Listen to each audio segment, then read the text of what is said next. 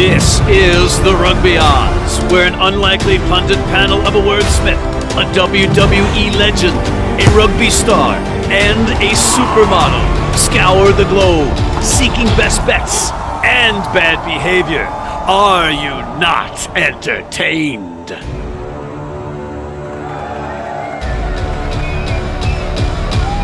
Thank you. Much appreciated. We had a very good week, and we've got an even better show ahead of us, including the likes of John Bradshaw, Layfield, the WWE Hall of Famer turned rugby advocate, King Gift Egbelu, inventor of words, Mike Friday, the three-time Olympic sevens coach, and George Hook, the Irish rugby legend, addressing what's on that slate. Let's get to it.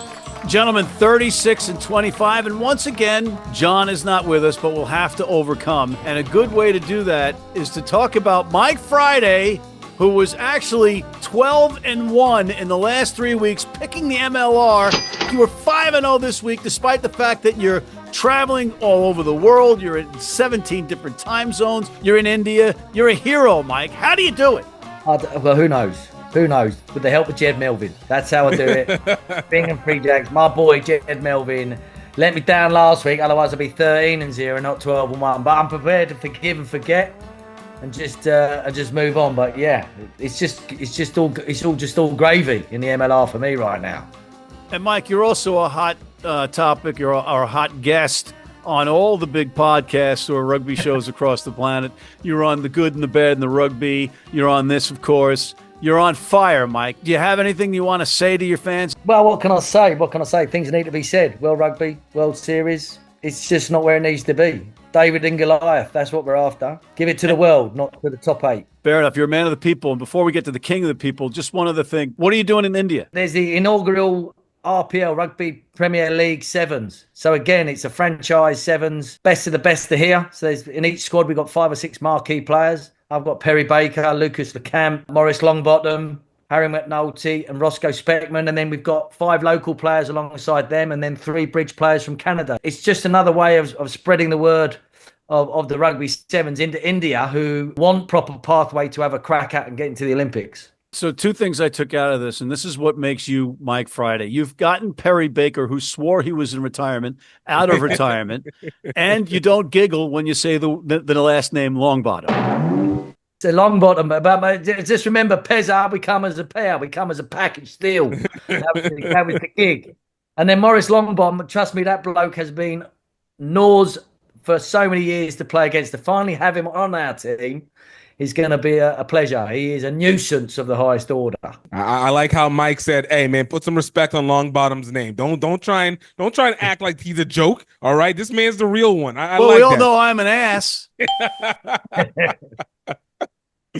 Oh man, no, look, man. Just the biggest observation is just the absolute sadness that I have with Moana Pacifica, that they absolutely shit the bed whenever they could have made history of getting into the playoffs. You have a chance to be one of the first pure Islander team that is able to show that you deserve to be on the biggest stage possible, and just absolutely got crushed. Rome wasn't built in a day, and just because they got Artie there doesn't mean they're going to be a super rugby power overnight. Rome might not have been built in a day, but I expect the best. So tough love. All right, I got a couple of quick observations before we go to our What Caught Your Eye segment, which is kind of the same thing, but it's about the record again, Mike. I can't get over it. 5 and 0 in the MLR. What are you looking at when you're making the MLR picks? Because we pick earlier in the week and we don't even know the rosters. That's what makes it even more incredible. Well, I just look at it. Obviously, the Free Jacks are consistent. I look for consistency, and there are some teams that just don't travel well. That's the bottom line. They're not great traveling. They're almost French. That's the bottom line. They're almost French. So that makes sense. That's for the layman out there. Now we know. All right, let's segue to our recurring segment. What caught your eye? Mike, what caught your eye this week? Well, I'm sure George is going to take it on, but what a game down in South Africa. I mean, fair play, Munster. I mean, they took it to the Sharks. They took it to it big, and the Sharks were there full metal jacket, went toe to toe, and they've missed out on a penalty shootout. There was antics in all of that, which I don't want to steal George's thunder. It's George's world, Munster, but it was But without doing that, Mike, what would your solution to the overtime situation be? I would play golden point. First team to score a point of any nature, because at the end of one half, Munster kicked it out. At the end of the game, the Sharks kicked it out. Whereas if you just keep playing for a golden point, there will be a drop goal opportunity. There will be pressure. There will be somebody that gives a penalty. It's sudden death, as we say over here in American football. Yeah, long and short of it, sudden death, any point matters. And I think it would have probably been a better ending to what was a full metal jacket, brutal affair. Epic match, and a sad way to see it end as far as I'm concerned. Gift, what caught your eye? Man, outside of what happened with Moana Pacifica, I think another sad season by NOLA, going 0-2 on the week. It's been 3 hard years since NOLA has been playoff eligible. They had 10 wins last year in their first ever home playoff game. 1 out of the last 3 years it has been. And that was supposed to be, okay, we finally got over the hump, and now we're supposed to be elevating up, and we just went the absolute opposite direction on it. You've gone French, lad. They've gone French. It's the Frenchness, all right? Well, we're they're going great too at home. far. We need more Creole, less French on it, all right? All right, well, 2 things caught my eye. Gift's prediction that there would be a South African sweep. That went to bed under the Friday night lights of Glasgow, where the Warriors, the undermanned Warriors, absolutely took it to the Stormers. Stormers versus Glasgow played like Moana versus Hurricane. These 2 teams are out to make me look stupid as I'm trying to support. Yeah! And Mike, your Brumbies did not do a job on my Crusaders. You must have had the luck of God on your sides or something. I just don't know what's gone on there. How lucky were they? I think it was the ridicule of your clown nose. Whoa! Was the clown nose on that one, or was it the Munster one? I think the clown nose is on the Munster one. I don't know. I'm still so upset. I only see people with clown noses when I walk down the street now. Are you looking in the mirrors? Are you? Hey! Oh, yeah! Hey! Yeah! All right, it's time to switch gears and go to our Player of the Week segment. The nominees are Shane O'Leary, the number 15, 21 points, 5 penalty kicks, and 3 conversions in Miami's first ever playoff clinching win versus San Diego. Should be up for the league MVP considerations along with teammate Manny Ardau. Jack Crowley, the number 10 of Munster, arguably had his best match in a Munster uniform and should be ranked higher than Sam Prendergast, who had a so-so match versus Scarlets. Crowley did everything, including calling out the Stormers for faking a cramp next to his kicking spot. Evan Etzebeth, the number 4 from the Sharks. The Springboks all-time cap holder is normally in the grown-ass man segment, but we can't keep naming him there. 100 minutes of brutal, dominant rugby in the loose and the tight. Mike, who is your Player of the Week? Etzebeth did win, and he did have a cracking eye by the end of the game. But I've got to give it to Jack Crowley, the number 10 at Munster, to go down there and put the performance he did and then have that little bit of bite and afters in the kickoff. He led from the front as a 10. I'm going to give it to Jack Crowley, even though he's on the losing team. I think he showed plenty of dog out there, and he deserves to be Player of the Week. Gift. Yeah, I got to give it where credit is due.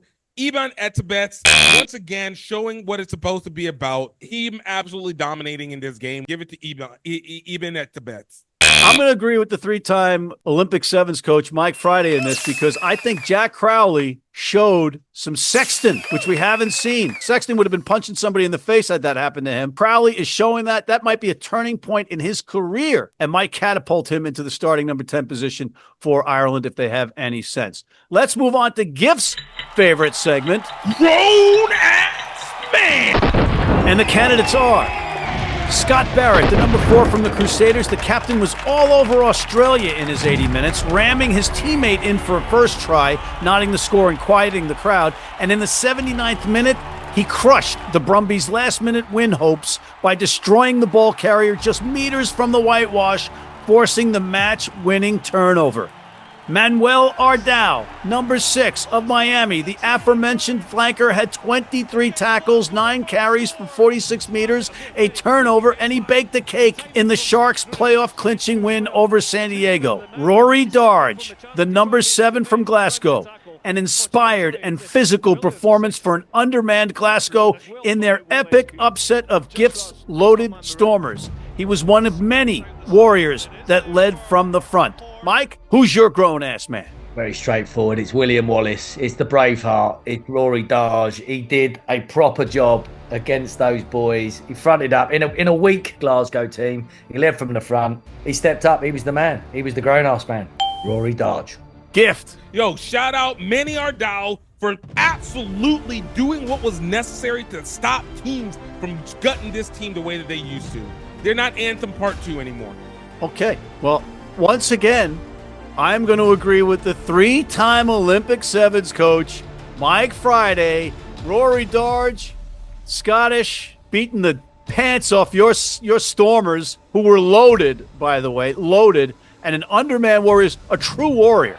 Rory Darge Is this week's grown-ass man.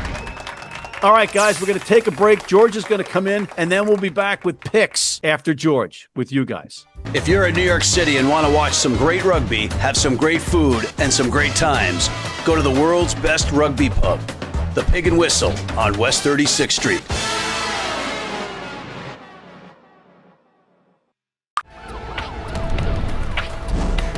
Run like a sprinter.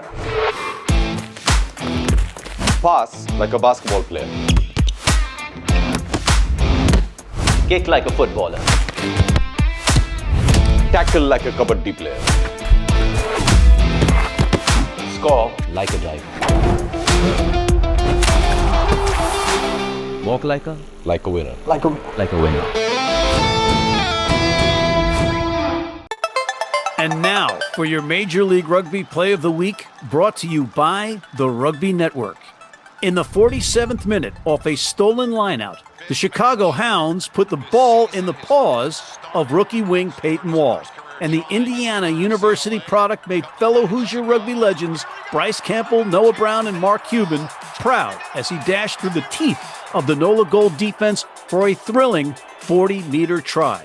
And that is your Major League Rugby Play of the Week, brought to you by the Rugby Network.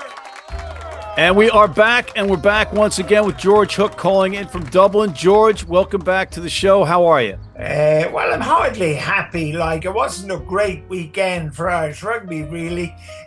Munster, I presume we're going to talk about, and then Leinster have had a succession of pretty poor performances.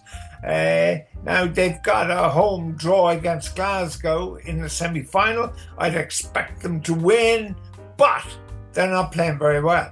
And, you know, they only had 12,000 people in the ground. And, like, you have the coach appealing for people to turn up. I can never remember that. You know, that's a product of underperforming, perhaps. I think it probably is. You know, it's also a product, I think, you don't know what competition you're looking at. In the old days, it was just a Heineken Cup. Yeah. You knew what it was. Now you got two competitions, and you got South Africans. And we're going to add to the mix a Rugby World Cup for the clubs. Don't start me. Just don't start me. Table that for next week. Let's get to our recurring segment with you. Headlines with Hook. First headline, Munster versus Sharks, the aftermath. Well, I mean, the first thing is the South African teams, both national and provincial, are not strangers to underhand work. This is new. A lot of people with conspiracy theories in mind will believe they poisoned the All Blacks before the cup final. Well, who drank the tea and who didn't drink the tea? But the competition itself is not the battle for having South African teams. So, okay, but they're there, so we got to put up with it. And then we have a situation, it shouldn't have gone to it because Munster should have won the match in ordinary time, but then they nearly lost it in ordinary time. And then it's level after extra time, so it goes to a penalty shootout. That's the rules. Right. Well, maybe it's because I'm an American, but I was watching that match and I could not believe after that epic battle, 100 minutes, that these warriors like Etzebeth have to stand on the sideline and watch the listeners have to take account here that you're an American. Anybody with even a minuscule knowledge of association football, i.e. soccer, they've been having penalty shootouts since Moses was a lad. You're preaching soccer to me?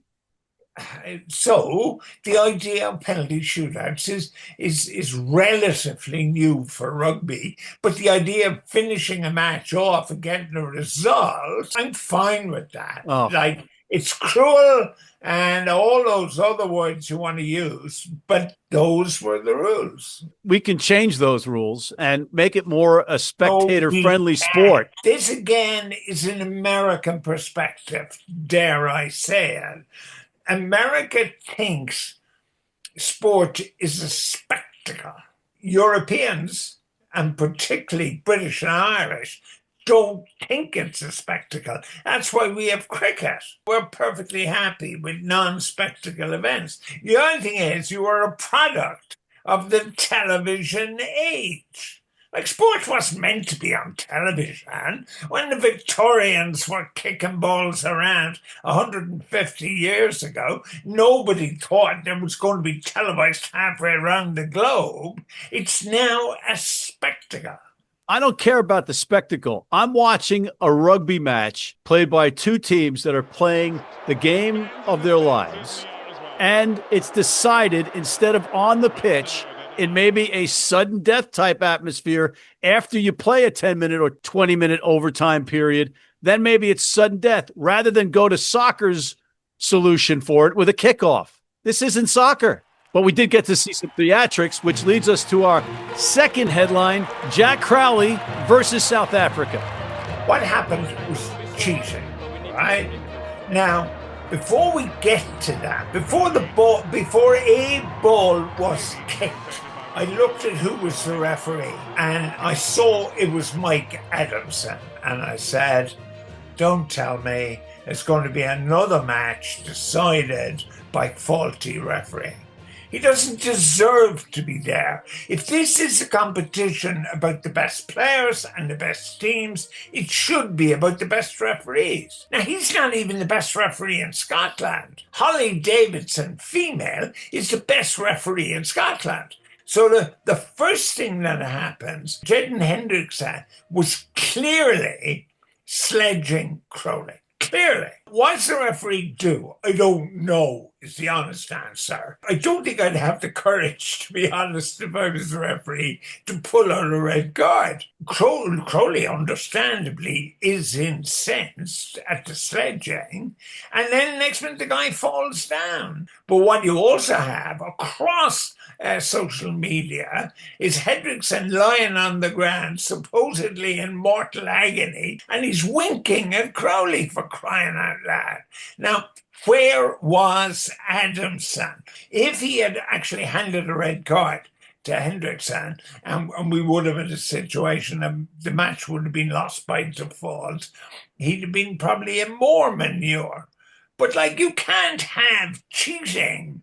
What the Sharks and Hendricks have done is just to prove that the game has no longer any integrity, any soul. If he is not punished in some way, then the game's in trouble. I'm going to play the devil's advocate here because I've never had a literal cramp in my life, but I have fake cramps in rugby like every other person that I played with in certain scenarios to catch a breather. Did you not have that experience in your playing days? In our day, second rows and prop forwards didn't have muscles that cramp, so we didn't really get cramp. No, You take the minutes, sir. I never ever remember. And I played the game. I played first-class rugby in 4 separate decades: the 50s, the 60s, the 70s, and the 80s. And I never remember somebody faking a cramp. I never remember that. I always remember playing a cup match, and some fella got a ferocious smack by our wing forward, and then I was captain, and I went over to him and said, "Get up and stop faking." He had a fractured cheekbone, so Yeah, he wasn't faking. But I mean, my instinctive reaction was here was a guy trying to get sympathy from the referee. I just hated what happened. All right, now we are out of time. Right. But I can't not ask you this and just give me a brief answer. Did Crowley have a defining moment in his career that now catapults him into the 10 jersey for Ireland, whilst his counterpart, Sam Prendergast, had a crap performance versus Scarlets? Short answer is Crowley was always the better player, and he's in pole position, but it's a good few months before he's going to have to play. So we'll have to wait and see. And that was this week's Headlines with Hook. Thank you, George Hook. Pleasure. We'll be right back with Mike Friday and Gift Egbelu and picks after this.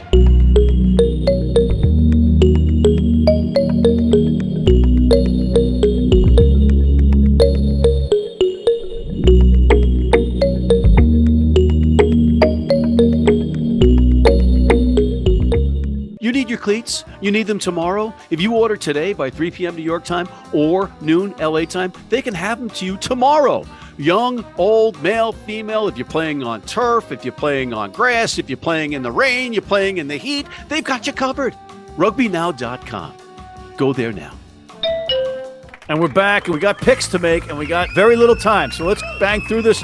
The URC semifinals, Leinster minus 15.5 versus Glasgow, and Bulls minus 5.5 versus the Sharks. Let's go with the Leinster match first. Mike, who do you like? Leinster are poor, weren't they? And they got all their British Lions boys in cotton wool. Leinster can't be bad again. I'm going Leinster to cover. Gift. I'm gonna go Glasgow to cover, but Leinster to win. Even though this is one of those situations where they choke so hard internally. I'm still go Glasgow. Glasgow to cover, Leinster to win. I'm going to go with Glasgow to cover and maybe to win. They are defending champs. The next one, Bulls minus 5.5 versus the Sharks, Mike. Sharks. Gift. Man, You want the Stormers, didn't you? I always like the Bulls more, but the Sharks are really kind of coming into their own on this one. They had 15 Springboks on their roster, 12 in the starting lineup. But they also have the highest tendency to choke when it matters most. I'm gonna go Bulls on this one because the Sharks they've not shown me that they can win, get over the hump when it matters. I'm gonna go Bulls on this one, even though I think Sharks versus Leinster would be a better finals. It's a bit knows where you live as well, don't know that, Gift. A good reason. A good reason. Hey, if he wants his name said correctly still, he'll know what he needs to do. Sharks. I'm going with the Sharks. Let's move on to this side of the pond. Let's go right to the MLR. Final week of the MLR. Mike, who do you like? You know where I'm going. Jed, my man, New England, win on the road against the French NOLA who'll be playing at home. Gift. And they will cover. And they will cover.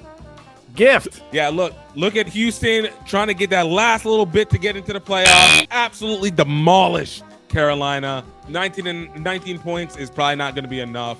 Give it to Houston to cover on this one. I'm going to go with Seattle -3 at Starfire. Playoff hopes on the line versus Miami, who's already clinched and flying across the country. Let's take a break, and we'll come back with our Super Rugby picks, our Premiership Rugby picks, and our picks of the week after this. From New York City comes America's longest-running and most popular rugby show. The biggest names in Major League Rugby, MLR highlights, and big match previews. Rugby Wrap-Up presents MLR Weekly, made in New York City. Hey, U.S. fans, you can tune into every match live on Flow Rugby. How do we know that? Because we're on there all the time. And we're back, and we have the Premiership semifinals. Bath -12.5 versus Bristol. Leicester -4.5 versus George Ford and Sale. Mike, who do you like, Bath versus Bristol? Well, this is an interesting one because the only team to beat Bath at the Wreck is Bristol. but I think it's semi-final time. Bath are going to be well rested, so I go Bath to win and cover. Gift. Bristol to cover. Bath to win. Bath. Bath.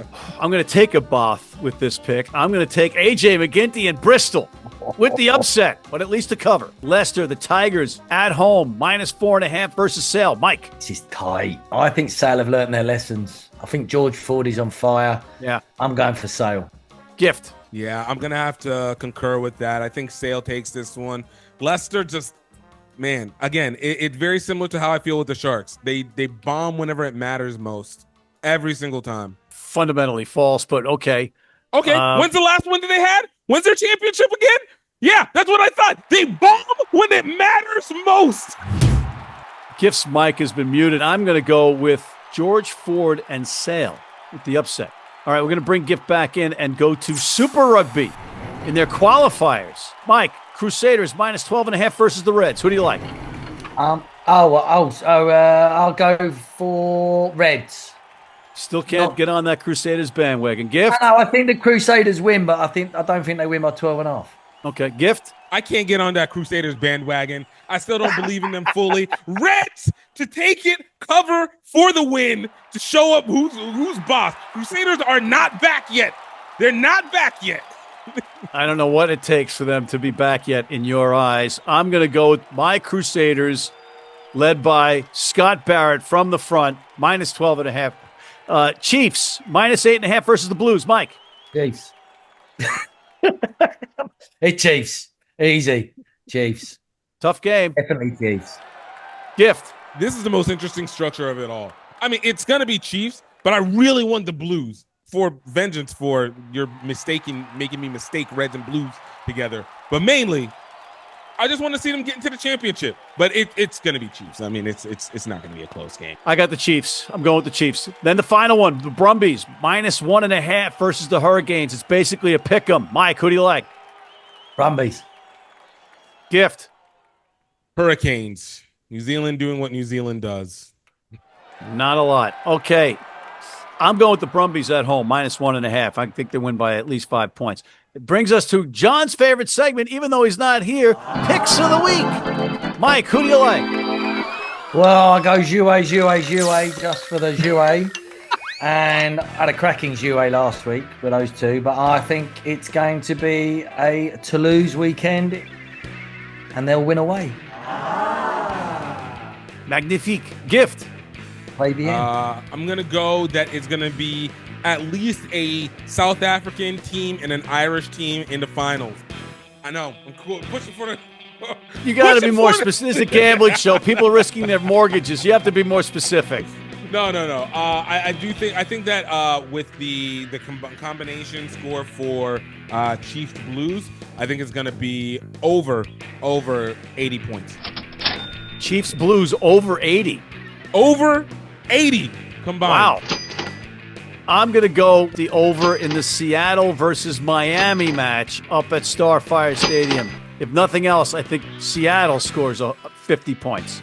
On that note, we are out of time, so I want to thank John Bradshaw Layfield, the WWE Hall of Famer, King Gift Egbelu, the inventor of picks, Mike Friday, the 3-time Rugby World Sevens coach and falling asleep in India, George Hook, the Irish rugby legend whose head exploded, and thank you for tuning in. Please check out MLR Weekly, hit that subscribe button on YouTube, sign up for our weekly newsletter, and please join our American Red Cross blood donor team.